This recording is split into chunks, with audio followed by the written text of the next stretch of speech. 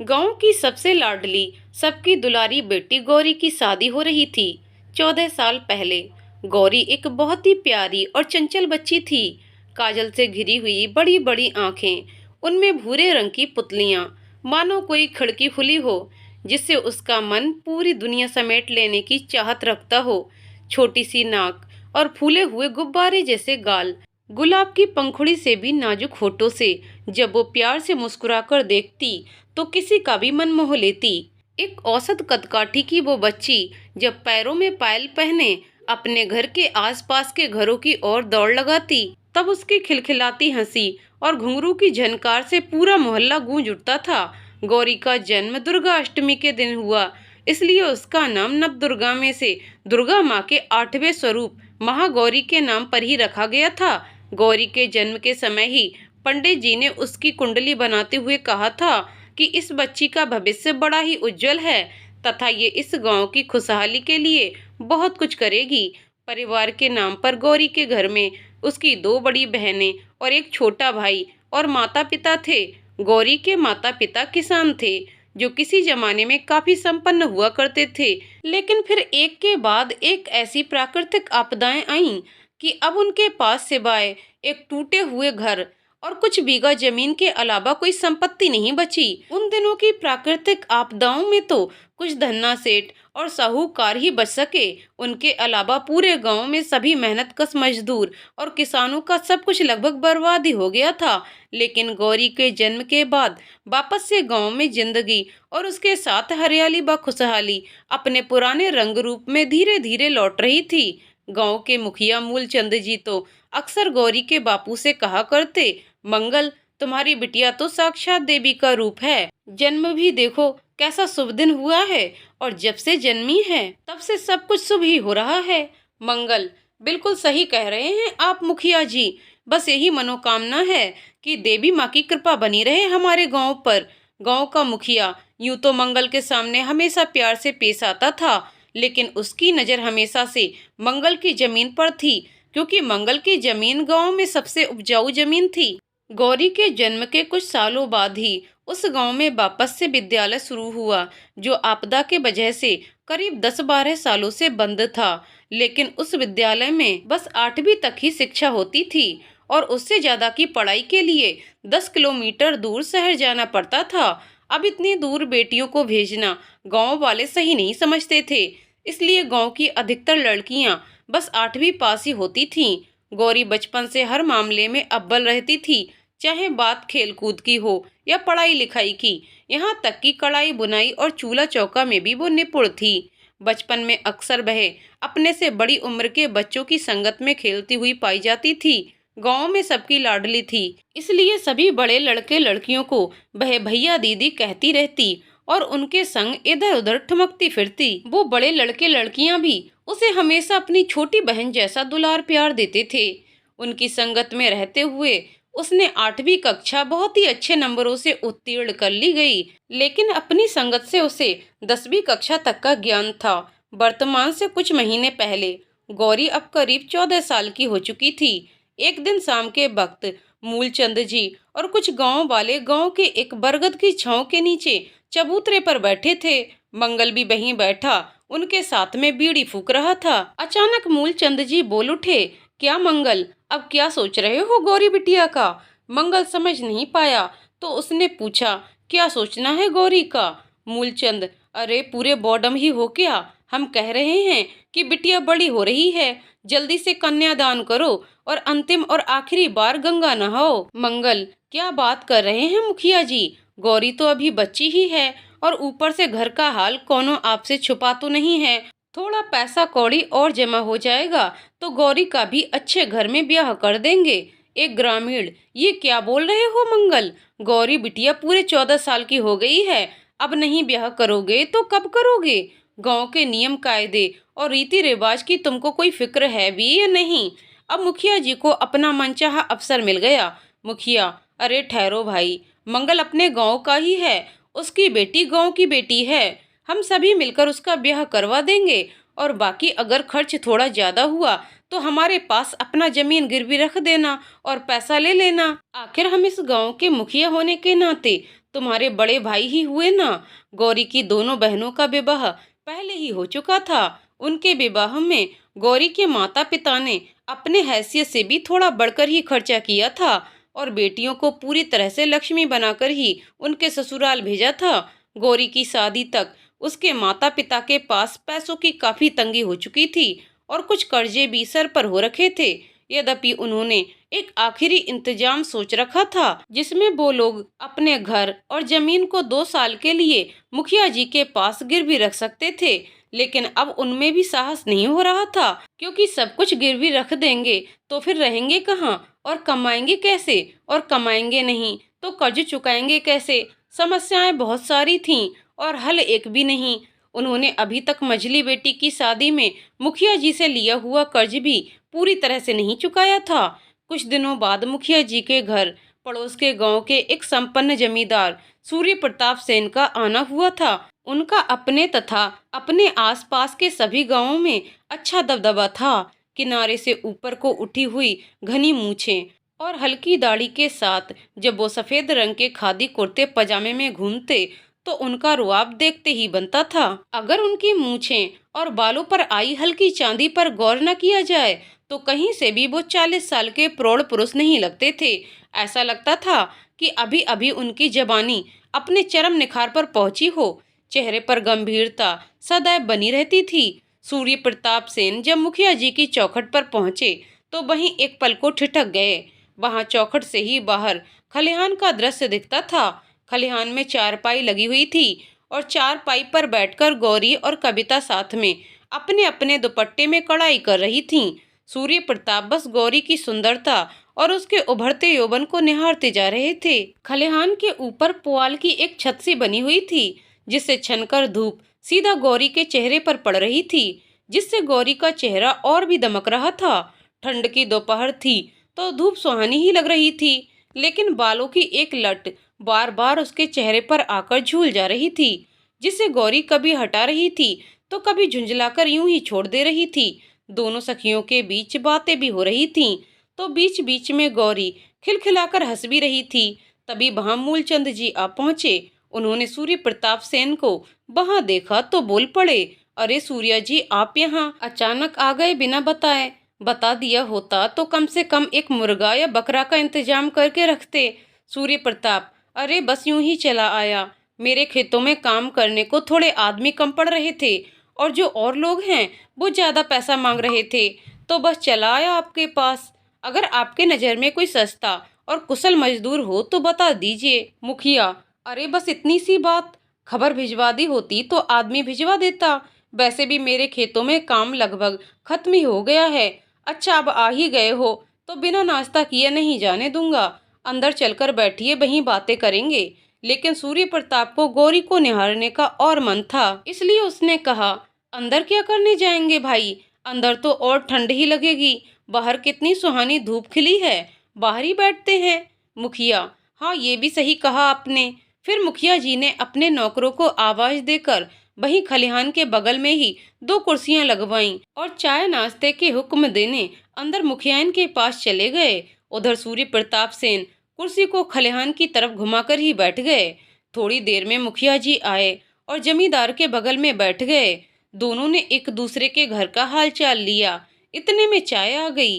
अब तक सूर्य प्रताप को तीव्र उत्सुकता जाग चुकी थी गौरी के बारे में जानने के लिए, तो उसने मुखिया से कहा, और बताओ कविता बिटिया का क्या सोचा है। मुखिया के चेहरे पर एकदम से गंभीर उदासी छा गई। उसने कहा, सोचना क्या है, मेरी बेटी की किस्मत ही फूट गई। न जाने पिछले जन्म में मुझसे या उससे कौन सा ऐसा पाप हो गया कि इतने बड़े घर में शादी होने के बाद भी 4 महीने भी शादी का सुख ना भोग सकी और विधवा हो गई। सूर्य प्रताप, अब होनी को कौन टाल सकता है, लेकिन बाप हो तो जवान बेटी को यूं घर बिठाकर तो नहीं रखोगे ना। मुखिया, हाँ बात तो आप ठीक कह रहे हो, लेकिन अब मैं करूं भी क्या, कुछ समझ में नहीं आ रहा है।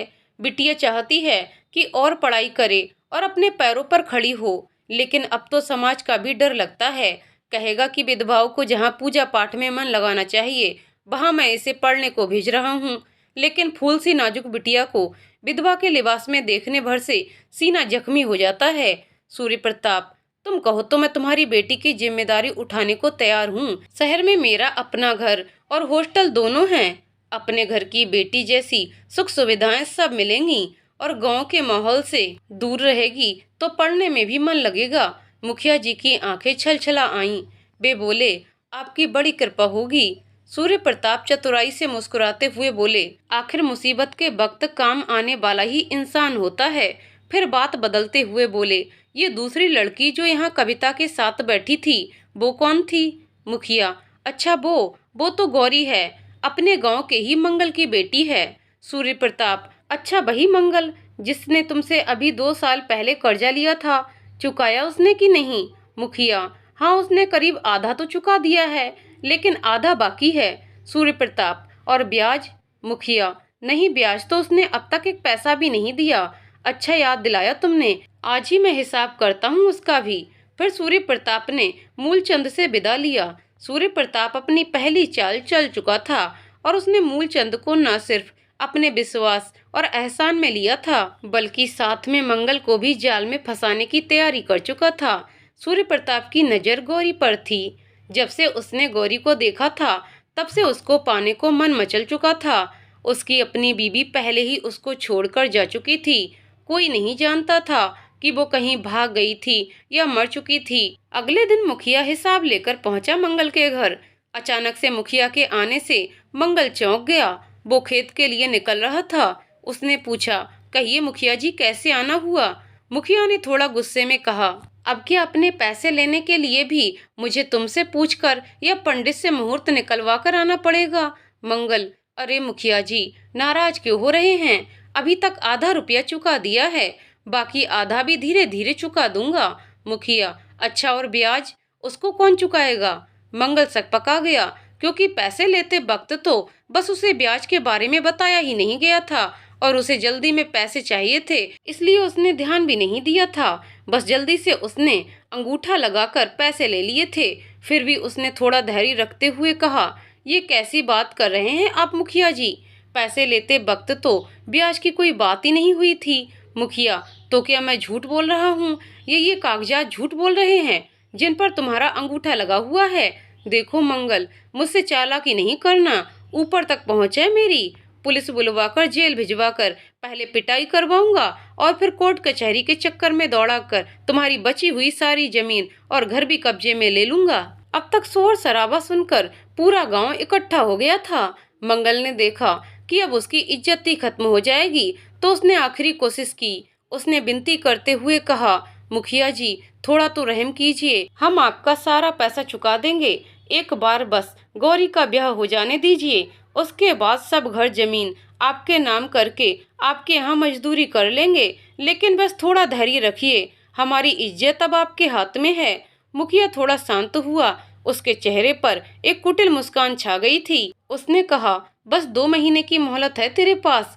उसके बाद अगर तूने मेरी पाई पाई चुकानी नहीं शुरू की तो तुझे तेरे परिवार समेत खेतों में जुतवा दूंगा बैल की तरह, और खून के आखिरी कतरे तक से पैसे वसूल करूंगा। इतना कहकर मुखिया जी चलते बने। उस दिन गौरी के घर में शांति पसरी हुई थी। गौरी शाम को पड़ोस के घरों से अपनी सखियों के साथ खेल कूद कर घर पहुंची तो देखा कि वहाँ अजीब सी शांति पसरी हुई है। उसको न घर के बाहर अपने दोस्तों के साथ कंचा खेलता उसका छोटा भाई गुड्डू दिखा, न दीवारों पर से सूखे उपले उठाती उसकी माँ दिखी। वो धीरे से अंदर घर में घुसी तो उसने देखा कि गुड्डू सहमा हुआ सा एक कोने में बैठा है और उसके माता पिता चिंतित से दूसरे कोने में बैठे हैं। उसे कुछ समझ नहीं आया, लेकिन इतना जरूर लगा कि आज कुछ ऐसा घटा है जो उसके परिवार के ऊपर बड़ी विपत्ति लाने वाला है। फिर वो धीरे से चलते हुए अपने माता पिता के पास पहुंची और कहा, क्या हुआ माँ, क्या हुआ बाबा? उसकी आवाज सुनकर मानो मंगल की तंद्रा टूटी और उसने उसे गले लगाया और कहा, कुछ नहीं मेरी बच्ची, बस समाज की एक निष्ठुर सच्चाई आज सामने आई जिससे हमारी आंखें भर आईं। फिर उन्होंने गौरी के सिर को सहलाया और अपनी बीड़ी को सुलगाकर खेतों की ओर चला गया। जाते जाते उसने गौरी की माँ से कहा, कमला, आज रात साग रोटी खाने का मन है तो वही बना दे। गौरी की माँ ने हाँ में गर्दन हिला दी और रसोई चूल्हे की ओर चल दी। फिर फिर गौरी गुड्डू के पास आई और पूछा, क्या हुआ गुड्डू, आज सब इतने शांत और उदास क्यों हैं? गुड्डू ने कहा, पता नहीं दीदी, लेकिन दोपहर में मुखिया चाचा आए थे और बाबा पर गुस्सा कर रहे थे। फिर मैं जब उनके जाने के थोड़ी देर बाद अपने खेत के बगल वाले बाग की इमली खाने की जिद की तो बाबा ने मुझे भी जोरों से डांट दिया। इतना कहकर गुड्डू थोड़ा सा रुआंसा हो गया। गौरी, अरे कोई बात नहीं गुड्डू, ये ले, आज इमली मैं ले आई हूँ, खेत की तरफ से ही लौट रही थी, तभी तोड़नी थी तेरे लिए। फिर गुड्डू का रोना बंद हुआ और वो चाव से इमली खाने लगा। फिर गौरी रसोई में माँ के पास पहुंची। गौरी, क्या हुआ माँ, आज दोपहर में मुखिया चाचा क्यों आए थे? कमला, अरे कुछ नहीं हुआ, बस थोड़ी सी खेत की सिंचाई की दिक्कत हो रही है, इसलिए तेरे बाबा चिंतित हैं, पर तू फिक्र मत कर, हम लोग कुछ उपाय कर लेंगे। गौरी, लेकिन माँ, फिर मुखिया चाचा क्यों आए थे? और गुड्डू ने बताया कि वो बहुत गुस्सा भी कर रहे थे। कमला अब थोड़ा खींचकर गुस्से में बोली, तुझे उससे क्या मतलब, ये बड़े लोगों की बातें हैं, तू नहीं समझेगी। वैसे भी देख रही हूँ कि तू आजकल बहुत इधर उधर पूरे गांव में घूमती रहती है, कल से तेरा घर से निकलना बंद, समझी तू? अब जा और गुड्डू को पढ़ने में मदद कर। रात को मंगल खेत से लौटा तो सभी लोग खाना खाकर सोने चले गए, लेकिन कुछ लोग अभी भी जाग रहे थे। उनमें थे गौरी के माता पिता, जो एक कमरे में थे, और एक गौरी जो दूसरे कमरे में गुड्डू के साथ लेटी हुई थी। गुड्डू तो सो गया था, गौरी मुंह दबाकर सिसक रही थी, क्योंकि आज से पहले कभी उसकी माँ ने इतनी बुरी तरह से उसको नहीं झिड़का था। जब गौरी का सिसकना बंद हुआ तो उसको प्यास लगी, वो पानी पीने निकली, और जब पानी पीकर लौटी तब उसे अपने माता पिता के कमरे से फुसफुसाहट की आवाज सुनाई दी। वो दबे पांव उस ओर बढ़ गई। दरवाजे के पास आकर वो रुक गई और उनकी बातें सुनने लगी। गांव में रात जल्दी हो जाती है और झींगुरों के अलावा किसी की आवाज नहीं सुनाई देती है। गौरी के माता पिता फुसफुसाते हुए आपस में बातें कर रहे थे और इस अचानक आई मुसीबत का हल ढूंढ रहे थे। मंगल, क्या करूं, कुछ समझ में नहीं आ रहा। काश की कागजों पर अंगूठा लगाने से पहले एक बार उन्हें समझ लिया होता तो ये नौबत नहीं आती, या फिर जो उन्नत किस्म के बीज खरीदे हैं उन्हें खरीदने से पहले ही मुखिया जी के पैसे लौटा दिए होते तो आज ये दिन देखना ही नहीं पड़ता। पूरे गांव के सामने पगड़ी उछल गई। कमला, ये घर और जमीन गिरवी रखकर पैसे चुका देते हैं, जैसे अब तक माता रानी ने जिंदगी चलाई है वैसे ही आगे भी चला देंगी। मंगल, गिरवी भी किसके पास रखूं, पूरे गांव के सामने इज्जत ही नहीं रह गई, अब कौन ही कर्ज देगा, और फिर पुरखों की जमीन को छोड़ने को मन भी नहीं मानता। कमला, मुखिया जी के पास ही रख दो, क्या ही करेंगे पुरखों की निशानी का, जब सिर पर छत और गांव में इज्जत ही नहीं बचेगी। पुलिस और कोर्ट का चक्कर पड़ गया तो जिंदगी कट जाएगी, लेकिन न कमाई होगी न जमीन मिलेगी, फिर न्याय भी तो पैसे की ही सुनती है। मंगल, क्या करूं, कहाँ जाऊं, कुछ समझ में नहीं आता। जमीन का मोह किया तो इस लोक में इज्जत जाएगी, और पुरखों की विरासत बेची तो उस लोक में क्या मुंह दिखाऊंगा। हे देवी माँ, ये किस मुसीबत में डाल दिया। कमला, सब्र कीजिए, देवी माँ सब कुशल मंगल करेंगी। फिर इसी तरह कुछ और बातें होती रही उनके बीच, और दोपहर की घटना का जिक्र भी हुआ। उस बीच पूरे परिवार को खेतों में जुतवाने की बात सुनने के बाद गौरी की हिम्मत नहीं हुई आगे सुनने की। वो जोर से मुंह दबाकर रोती हुई आहिस्ता से अपने कमरे में आकर लेट गई। वो रात भर सिसक सिसक कर रोती रही और इस मुसीबत से उबारने के लिए देवी माँ से प्रार्थना करती रही। रात के तीसरे पहर में उसको नींद आ गई और वो सो गई। मंगल और उसका परिवार उस दिन के बाद चैन से नहीं सो पाया। मंगल दिन ब दिन चिंता में घुला जा रहा था। उधर सूर्य प्रताप को मूलचंद से यहाँ का हाल पता चल गया था, तो मौका देखकर एक सप्ताह बाद वो मंगल के घर पहुंचा। मंगल उनको नहीं पहचान पाया, पर चौखट पर बैठी गौरी को उसका चेहरा जाना पहचाना लगा। गौरी को याद आया कि एक बार उसने सूर्य प्रताप को कविता के घर पर देखा था। सूर्य प्रताप ने एक नज़र गौरी को देखा और मुस्कुराते हुए मंगल का अभिवादन किया। मंगल असमंजस में था, पर सूर्य प्रताप के वेशभूषा और व्यक्तित्व से खासा प्रभावित भी हो चुका था। उसने अपना परिचय दिया तो मंगल की आश्चर्य से आंखें बड़ी हो गईं। उसने सूर्य प्रताप का नाम अपने साथियों से सुन रखा था और उनके धन धान्य, वैभव, संपदा और लोगों के बीच उनकी पैठ तथा ऊपर तक की उनकी पहुंच से भली भांति परिचित भी था। एक बार जब मंगल शहर जा रहा था अपनी फसल बेचने, तब उसने उनकी गाड़ियों के काफिले और उसके पीछे फसलों से भरे हुए कई सारे बैलगाड़ियों को देखा था। ऐसा लग रहा था कि फसलों की रेलगाड़ी बगल से गुजर रही हो। उसने उस दिन उनका चेहरा तो नहीं देखा था, लेकिन हाँ, अपने साथी किसानों से उनकी संपन्नता के किस्से जरूर सुने थे। मंगल ने दोनों हाथ जोड़कर सूर्य प्रताप का अभिवादन किया और अपनी पत्नी से जल्दी से एक लकड़ी का आसन लाने को कहा। आज मंगल को अपनी विपन्नता बड़ी खल रही थी, क्योंकि आज वो एक अतिथि और खास तौर पर इतने बड़े अतिथि का स्वागत भी ठीक से नहीं कर पा रहा था। गौरी की माँ गरीब सही, लेकिन एक कुशल गृहिणी थी, तो उन्होंने जल्दी से आसन लाया और उसके ऊपर साफ सूती सी साड़ी बिछा दी, जिससे वो आसन अब देखने में ठीक ठाक लग रहा था।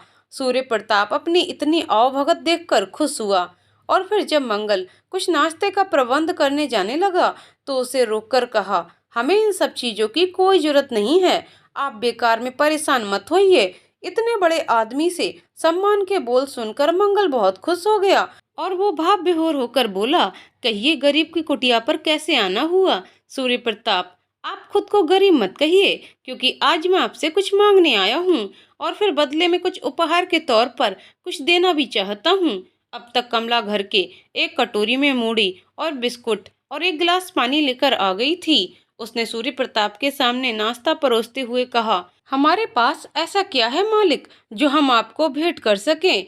एक गरीब के पास सिवाय इज्जत के कोई संपत्ति नहीं होती, और अब तो ऐसी परिस्थितियां आ पड़ी हैं कि इज्जत भी हाथ से जाने वाली है। अब सब कुछ माता रानी के हाथ में ही है। सूर्य प्रताप वैसे तो सारी बातें जानता था, या यूं कहें कि उसी की योजना के हिसाब से चीजें हो रही थीं, लेकिन फिर भी उसने अनजान बनते हुए कहा, ऐसा क्या हो गया जो आप ऐसा कह रही हैं? आप मुझे बता सकती हैं, शायद मैं आपकी थोड़ी मदद कर पाऊं। मंगल स्वाभिमानी किसान था, इसलिए उसने आंखों के इशारे से मना किया, लेकिन फिर भी गौरी की माँ ने अपनी सारी दुविधा और समस्या कह सुनाई। सूर्य प्रताप ने सारा मामला सुनकर कहा, अगर मैं आपकी समस्या का एक समाधान बताऊं तो आप बुरा तो नहीं मानोगे, क्योंकि मुझे लगता है कि मुझे यहाँ देवी माँ ने आपकी मदद के लिए ही भेजा है। मंगल, अरे मालिक, आप भी कैसी बात करते हैं? आपने हमें सम्मान दिया और हमारा हाल चाल लेने इतनी दूर आए, भला आपकी बात का बुरा कैसे मानेंगे? और तो और माता रानी का अगर इशारा है तो वो हमारे सर आंखों पर, आपको जो कहना है कहिए। सूर्य प्रताप, मेरे पास एक प्रस्ताव है आपके लिए। गौरी के माता पिता एक साथ बोल पड़े, कैसा प्रस्ताव? इतनी देर से दूर खड़ी गौरी भी अब थोड़ा समीप आ गई और अपनी माँ की बगल में बैठ गई। उसे भी उत्सुकता जागी थी कि ऐसा क्या समाधान है इनके पास। सूर्य प्रताप सेन थोड़ा रुककर बोले, मैं आपकी बेटी से शादी करना चाहता हूँ। गौरी के माँ बाप को ये सुनकर अचानक से सदमा सा लगा। सूर्य प्रताप को लगा कि शायद उसने जल्दबाजी कर दी, और उसने मामले को संभालते हुए दोबारा कहा, मुझे गलत मत समझिएगा, आपकी बेटी को पूरे सम्मान के साथ मेरे घर में रखा जाएगा।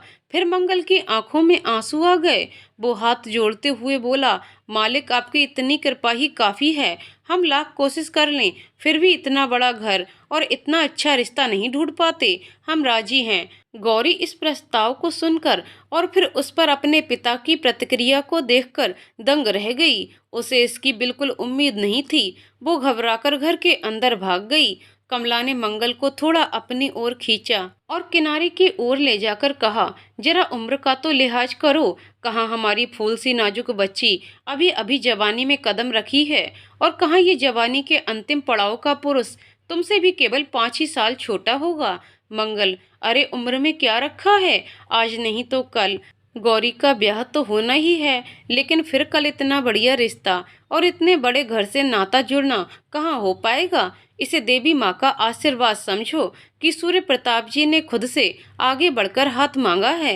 कमला, लेकिन फिर भी बेटी को विदा करते वक्त उसके ससुराल की हैसियत के हिसाब से सगुन दान दहेज भी तो देना होगा। वो कहाँ से देंगे? और फिर समाज भी लांछन लगाएगा कि बेटी को जमींदार को फंसाने के लिए इस्तेमाल किया। मंगल, हाँ, ये बात तो तुम ठीक कह रही हो। एक बार दोबारा इस बारे में विचार करने का बोल देता हूँ, और इतनी समस्या बताई है तो ये समस्या भी बता देता हूँ। सूर्य प्रताप: हाँ, तो क्या फैसला किया आप लोगों ने? मैं ये रिश्ता पक्का समझूं? वैसे तो रिश्ते लेकर परिवार के बड़े बुजुर्ग आते हैं, लेकिन मेरे घर में सबसे बड़ा मैं ही हूँ, इसलिए मैं ही आया हूँ। मंगल: सरकार, ये तो हमारा सौभाग्य होगा कि हमारा रिश्ता आपके घर से जुड़े, लेकिन हम ठहरे गरीब आदमी आपकी और आपके रिश्तेदारों की ज्यादा आवभगत नहीं कर सकेंगे और न ही ज्यादा दान दहेज दे सकेंगे। सूर्य प्रताप ने उसे बीच में रोकते हुए कहा: नहीं, उसकी कोई जरूरत नहीं है। आप इन सब की चिंता मत कीजिए। बस उसकी निजी वस्तुओं से भरा एक बैग व शगुन का नारियल दे दीजिए और उसे विदा कर दीजिए। बाकी शादी समारोह हमारे घर पर एकदम सादे तरीके से होगा और उसके बाद भोज का आयोजन होगा जिसमें सारे नाते रिश्तेदार आएंगे। इस शादी के बाद आपकी सारी चिंताओं को दूर करने का जिम्मा मेरा। हमारा गुड्डू बड़े स्कूलों और उसके बाद अच्छे कॉलेज में पढ़ने शहर जाएगा। पढ़ाई पूरी कर जब लौटेगा तब हमारे खेतों और फसलों का हिसाब किताब देखेगा। आपके सारे कर्जे मैं चुका दूंगा और आपके घर की पक्की मरम्मत करवा दूंगा। आपको कोई कष्ट नहीं होगा क्योंकि आपकी जमीन की देखभाल मेरे आदमी करेंगे और उससे जो भी कमाई होगी वो आपको सौंप देंगे। इतना सब सुनने के बाद अब गौरी के माता पिता के पास कहने को कुछ नहीं था। एक माता पिता इससे ज्यादा कुछ चाहते भी कहाँ हैं कि उनके बच्चों का भविष्य सुरक्षित और उज्जवल हो जाए। गौरी के माँ बाप ने रिश्ते के लिए हाँ कर दी। सूर्य प्रताप ने आगे बढ़कर उनके पांव छुए और तिरछी मुस्कान देते हुए वापस चले गए। रात में जब सब खाना खाने बैठे थे तब वापस से बातें शुरू हुई। मंगल: देवी माँ कितनी दयालु हैं, ना जाने कब किस रूप में कृपा बरसा दे कोई नहीं जानता। कमला: हाँ, सही कह रहे हैं आप। सूर्य प्रताप जी भी कितने दयालु और सज्जन हैं जो उन्होंने खुद से आकर हम जैसे गरीबों के घर रिश्ता जोड़ना चाहा। गौरी बड़ी किस्मत वाली है। पंडित जी ने जन्म के वक्त जो कहा था इसके लिए वो आज सच होने जा रहा है। ये सब सुनकर गौरी अचानक से खाना छोड़कर उठने लगी। उसके पिता ने कहा: क्या हुआ बिटिया, खाना तो खा ले, बस कुछ दिनों की बात है, फिर कभी ऐसा रूखा सूखा नहीं खाना पड़ेगा। गौरी: बापू, मुझे उनसे शादी नहीं करनी। आप लोगों को और अपने घर को छोड़कर नहीं जाना। वो इतने बड़े हैं मुझसे, मुझे उनसे डर लगता है। गौरी की माँ: ये क्या कह रही है तू? इतना अच्छा घर खानदान का रिश्ता भला कोई छोड़ता है? मैं भी तो अपना मायका छोड़कर यहाँ आई ना बेटा। यही दुनिया की रीत है कि एक दिन बेटियों को अपना घर बसाने संवारने दूसरे परिवार में जाना ही पड़ता है। और फिर जरा अपने भविष्य, गुड्डू के भविष्य और हमारे भविष्य का भी तो सोच। गौरी: लेकिन माँ, वो उम्र में। मंगल ने बीच में बात काटते हुए कहा। लेकिन बेकिन कुछ नहीं। फिर कमला से कहा: गौरी की माँ, गौरी को समझा दो कि हम सबकी भलाई और सुंदर भविष्य जुड़ा है इस रिश्ते से। अगर उम्र के इस पड़ाव पर आकर भी अगर मुझे समाज से जिल्लती उठानी पड़ी अपनी औलाद की वजह से तो क्या ही मतलब। मैंने जमींदार साहब से कह दिया है कि रिश्ता होगा और अब यही सच्चाई है जिसके साथ इसे अपनी जिंदगी गुजारनी है। गौरी कातर नजरों से अपनी माँ की तरफ देखती है और फिर अपने छोटे भाई की तरफ जिसका भविष्य इस रिश्ते से सबसे ज्यादा जुड़ा था। अपने भाई व परिवार की खुशियों के लिए वो आखिरकार तैयार हो ही जाती है। वर्तमान उस घर में कमरे में गौरी दुल्हन के लिबास में बैठी थी। जो गौरी अभी 2 साल पहले तक खुद गुड्डे गुड़ियों के खेल खेल में शादी कराया करती थी, गुड़िया को दुल्हन के रूप में तैयार किया करती थी, आज खुद दुल्हन बनकर तैयार हुई बैठी है। आज वो खुद को एक छोटी सी बेजान गुड़िया ही समझ रही थी जिसका साज श्रृंगार तो बहुत अच्छे से किया गया था लेकिन जिसकी आंखें बिल्कुल सूनी हो चुकी थीं। बाहर से एकदम सजी धजी गुड़िया के मन में आंसुओं का सैलाब उमड़ रहा था लेकिन कोई पूछने वाला नहीं था। बस कोई कुछ कहता तो एक फीकी सी मुस्कान बिखेर देती। रात गहराने लगी थी। रात का मंगल संगीत वगैरह का कार्यक्रम भी खत्म हो चुका था और सभी लोग खा पी कर अपने घर जा चुके थे। सभी लोग सो रहे थे लेकिन गौरी की आंखों में नींद नहीं थी। उसका मन कर रहा था कि कोई उससे उसके मन का हाल पूछे और किसी के गले लगकर वो जी भरकर रोए और अपने मन का हाल कह सुनाए, लेकिन वहाँ कोई नहीं था उसके मन की सुनने वाला। माता पिता जिनसे सबसे ज्यादा उम्मीदें थीं, उन्होंने भी उससे मुंह फेर लिया था। अचानक से उसे कविता का ख्याल आया। कविता उससे उम्र में 4 साल बड़ी थी और बाल विधवा थी। उसने हल्के से अपने घर के दरवाजे की कुंडी सरकाई और आहिस्ते से किवाड़ खोलकर वापस से उसे सटा दिया। फिर वो दौड़कर कविता के घर आ गई और उसके कमरे की खिड़की पर दस्तक दिया। दस्तक सुनकर कविता ने खिड़की खोली तो बाहर गौरी को देखकर चौंक गई। फिर उसने उससे पूछा, तू इतनी रात को यहाँ क्या कर रही है? तेरी तो शादी होने वाली है और तू एक विधवा के यहाँ आई है। जल्दी से चली जा, इससे पहले कि कोई देख ले। गौरी ने कहा, नहीं दीदी, कम से कम आप तो ऐसा मत कहो। मुझे आपसे मिलना है, मुझे बहुत डर लग रहा है। कविता ने उसे पीछे के दरवाजे की ओर आने को कहा और फिर चुपके से पीछे के दरवाजे से उसको अंदर ले आई। फिर अपने कमरे में ले गई। कमरे में घुसते ही गौरी कविता के गले लग गई और फपक कर रो पड़ी। कविता ने गौरी के सिर को सहलाया और फिर अपनी चारपाई पर बिठाया। कविता के गले लगकर रो लेने से गौरी थोड़ी शांत हो चली थी, पर अब भी सिसक रही थी। कविता ने गौरी को अपने से अलग किया और फिर अपने कमरे में रखे बर्तन से पानी निकालकर पीने को दिया। पानी पीकर अब गौरी को आराम लगा। फिर कविता ने पूछा, क्या हुआ गौरी, क्यों रो रही है तू? किसी ने कुछ कहा क्या तुझसे? अब तो तेरी शादी होने वाली है। दूल्हे राजा तुझे कल अपने महल ले जाएंगे और वहां तू सब पर अपना हुक्म चलाएगी। सब कुछ तो अच्छा ही हो रहा है, फिर क्यों रो रही है तू? गौरी, दीदी, हमें अभी शादी नहीं करनी। हमको माँ बाप को छोड़कर जाने का बिल्कुल मन नहीं है। और तो और हमारे होने वाले पति तो उम्र में हमसे कितने बड़े हैं। हमारी कोई सहेलियां भी नहीं होंगी उनके घर पर। हम कैसे रहेंगे वहाँ? किनके साथ हंसेंगे बोलेंगे? दीदी, हमको नहीं जाना है वहाँ। गौरी कहती जा रही थी और साथ ही साथ सिसकती जा रही थी। अब कविता को भी धीरे धीरे गौरी की सिसकियां अपने ही भीतर से कहीं बाहर आती हुई महसूस होने लगी थीं। उसे लगने लगा कि गौरी की ही तरह वह भी कुछ सालों पहले इस स्थिति से गुजरी थी और अगर उस वक्त उसने थोड़ी हिम्मत की होती तो शायद आज उसकी हालत कुछ और होती। कविता गौरी में अपना भूतकाल और कहीं ना कहीं गौरी कविता में अपना भविष्य देख पा रही थी।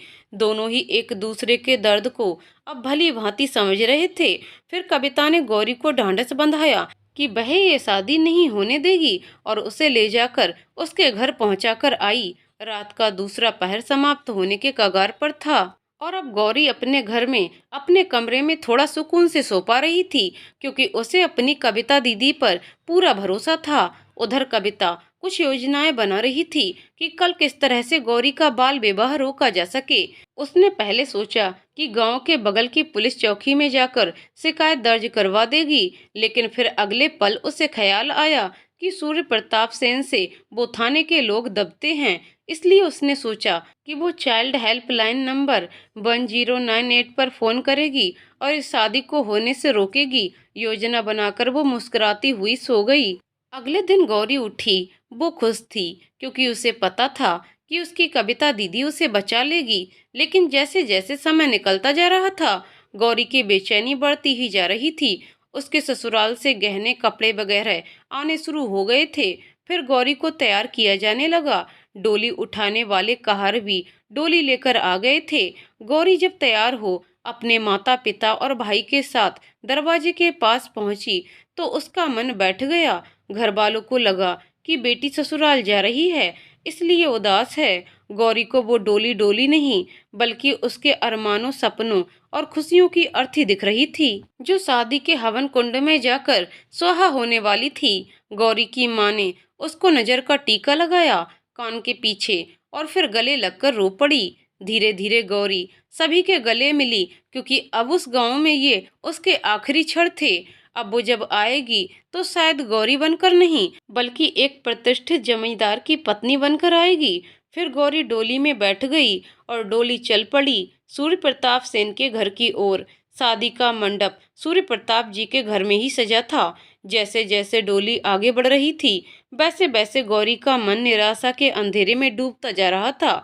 हालांकि अभी भी उसे हल्की उम्मीद थी कविता दी से, इसीलिए बार बार डोली के बाहर झांक कर कविता को ही ढूंढ रही थी, लेकिन उसे हर बार निराशा ही हाथ आई। आखिर जब डोली अपनी मंजिल पर पहुंची तब उसने सारी आशा छोड़ दी और देवी माता पर विश्वास करते हुए सब कुछ भाग्य पर छोड़ दिया। धीरे धीरे वर वधू के सारे रस्म रिवाज संपन्न होने लगे।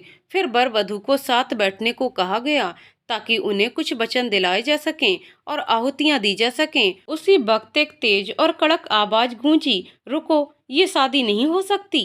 सबकी नजरें उस ओर घूमी तो देखा कि एक महिला पुलिस ऑफिसर अपने सिपाहियों के साथ उधर ही बढ़ती आ रही है। उनके साथ कुछ और भी महिलाएं थीं जो पुलिस से अलग तरह की पोशाक में थीं। महिला पुलिस ऑफिसर कद काठी में अच्छी सेहत वाली तथा छोटी तीखी नाक वाली। उन्होंने काला चश्मा लगाया हुआ था जिसके कारण उनकी आंखें नहीं दिख रही थीं। उनके बगल में खड़ी महिला सौम्य व्यवहार और गंभीर तेजपूर्ण चेहरे वाली थी। पुलिस ऑफिसर की वर्दी पर 3 सितारे चमक रहे थे और नाम लिखा था शिखा शर्मा। वहीं उस बगल वाली महिला की पोशाक पर भी उनके नाम का बैज चमक रहा था जिस पर लिखा था सबा हुसैन। सबसे पहले गौरी के माँ बाप दौड़ते हुए पुलिस ऑफिसर के पास पहुंचे और पूछा, क्या हुआ मैडम, आप ऐसा कैसे कह रही हैं? देखिए मैडम, शादी तय हो चुकी है, नाते रिश्तेदार आ चुके हैं और आप अब हमारा समाज के सामने इज्जत मत खराब कीजिए। शिखा शर्मा, आप लोग कौन हैं? हमें खबर मिली है कि यहाँ बाल विवाह हो रहा है जो कि कानून की नज़रों में अपराध है। मंगल, हम लोग तो दुल्हन के माँ बाप हैं और हम उसकी मर्जी से शादी कर रहे हैं, किसी तरह की जोर जबरदस्ती नहीं कर रहे हैं। शिखा, जोर जबरदस्ती की बात बाद में देखेंगे। आप दुल्हन का जन्म प्रमाण पत्र और उम्र प्रमाण पत्र लेकर आइए। तब तक वहां सूर्य प्रताप आ जाते हैं और पुलिस ऑफिसर से मुखातिब होते हुए पूछते हैं, क्या बात है मैडम, क्यों यहाँ अपना समय खराब करने आ गई हैं? जाइए, अपने थाने में जाइए और कुछ सेवा चाहिए होगा तो अपने हवलदार से कहवा भेजिएगा, हम सब इंतजाम कर देंगे। शिखा, आप कौन हैं और ये किस लहजे में बात कर रहे हैं? आप एक सरकारी कर्मचारी से ये सब नहीं चलेगा। तब तक वहां गौरी भी आ जाती है। अब पुलिस ऑफिसर उसे देखते ही उम्र का अंदाजा लगा लेती हैं और साथ में दूल्हा कौन है और दुल्हन कौन है इसका भी अनुमान हो जाता है। वहां मंगल और उसकी पत्नी गौरी के स्कूल की 8वीं की परीक्षा फल लेकर पहुंचते हैं जिसमें से उम्र का पता चलाती हैं 14 साल 4 महीने। ये देखकर पुलिस ऑफिसर को बहुत गुस्सा आ जाता है और वो मंगल और उसकी पत्नी को जोरदार फटकार लगाती हैं। वो कहती हैं, कैसे माँ बाप हो तुम लोग? अपनी फूल सी नाजुक बेटी को कलम थमाने के बजाय किसी पराये इंसान का हाथ थमा रहे हो। शर्म लिहाज इंसानियत कुछ बची है या नहीं? इतनी ही बोझ लग रही थी बेटी तो इसे पैदा ही क्यों किया? समय रहते नसबंदी क्यों नहीं करवा ली?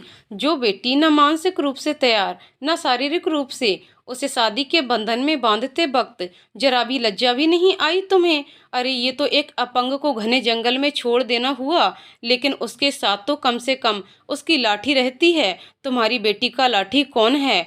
ये दूल्हा जिसे ये जानती तक नहीं। फिर वो सूर्य प्रताप सेन की ओर मुड़ती है और कहती है, क्या जी, आपको भी उम्र का जरा सा भी ख्याल नहीं आया? तुम्हारी बेटी के उम्र की होगी ये। अरे जिसे हाथों का सहारा देकर आसमान की ऊंचाइयां देनी चाहिए, उसे तुम शादी के बंधन में बांधकर बस अपने बिस्तर तक ले जाना चाह रहे हो। हवस की प्यास में इतने अंधे हो चुके हो कि बच्चे तक को नहीं छोड़ना चाहते। अरे इतनी ही मर्दानगी उबाल मार रही है तो जाओ वैश्याओं के पास, लेकिन बच्ची पर रहम करो। सूर्य प्रताप, देखिए मैडम, ये हमारा निजी मामला है, इसमें आपको बोलने का कोई हक नहीं है। लड़की राजी है, उसके घर वाले राजी हैं, तो आपको क्या तकलीफ है? बाकी आप हमारे मामले से दूर रहें तो आपके लिए बेहतर होगा, अन्यथा हम आपकी वर्दी तक उतरवा सकते हैं। शिखा, ये गीदड़ भभकियां अपने बाप को देना, मैं इनसे नहीं डरने वाली। फिर वो अपने हवलदार की ओर मुड़ते हुए कहती है, रे राम बिहारी, इसको हथकड़ी पहनाओ और ले चलो ससुराल। इनको बहुत शादी करने का शौक है ना, तो पहले अच्छे से खातिरदारी तो करवानी ही पड़ेगी। जाते हुए शिखा शर्मा ने गौरी के माता पिता को कड़ी चेतावनी दी कि दोबारा ऐसी कोई हरकत ना हो गौरी के साथ, और उनसे सरकारी शपथ पत्र भरवाकर अपनी गाड़ी में बैठ गईं और सूर्य प्रताप सेन को लेकर चलती बनी। ये सभी घटनाक्रम इतनी तेजी से बीता कि सभी अवाक रह गए थे। किसी को कुछ समझ में नहीं आ रहा था कि क्या करें और क्या नहीं। अचानक वहां मुखिया मूलचंद जी की कड़क आवाज गूंजी। पुलिस को किसने सूचना दी थी? पीछे से एक सौम्य किंतु दृढ़ आवाज आई, पुलिस को मैंने सूचना दी थी पिताजी। ये कविता थी। कविता की आवाज सुनकर गौरी भागकर उसके पास गई और उसके गले लग गई। कविता की बात सुनकर मुखिया जी के तो होश ही उड़ गए। फिर भी अब वो थोड़ा नरम लहजे में पर अभी गुस्से में दांत पीसते हुए पूछे, आखिर क्यों किया तुमने ऐसा? सूर्य प्रताप जी से हमारी मित्रता रही है, ये आप भी तो जानती हैं। कविता, क्योंकि हम गौरी को दूसरी कविता बनते हुए नहीं देख पा रहे थे। सूर्य प्रताप सेन एक नंबर का मतलबी इंसान था। उसने ही पहले आपको मंगल के खिलाफ किया, फिर इधर से गौरी को हथियाकर वो आपको कुछ पैसे देकर चुप करा देता और उधर से मंगल चाचा जी से उनकी उपजाऊ जमीन भी ले लेता खेती के लिए। इस तरह वह एक तीर से दो निशाने करने के फिराक में था। अब मुखिया जी को कुछ कुछ बातें समझ में आने लगी थीं। कविता धीरे धीरे बढ़ती हुई आगे आई और उसने मुखिया का हाथ थामकर कहा, पिताजी, आपने भी हमारी शादी हमसे बिना पूछे, हमारी बिना मर्जी के एक ऊंचे खानदान में कम उम्र में ही कर दी, लेकिन उसका क्या क्या परिणाम हमें भुगतना पड़ा, कभी जाना आपने?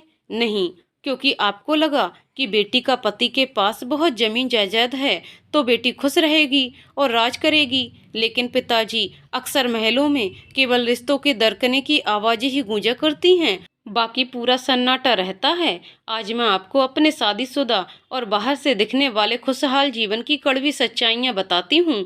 मेरे पति का अपनी दूर की भाभी के साथ नाजायज रिश्ता था, क्योंकि वो दोनों हम उम्र थे और भाभी के पति विदेश में कमाते थे।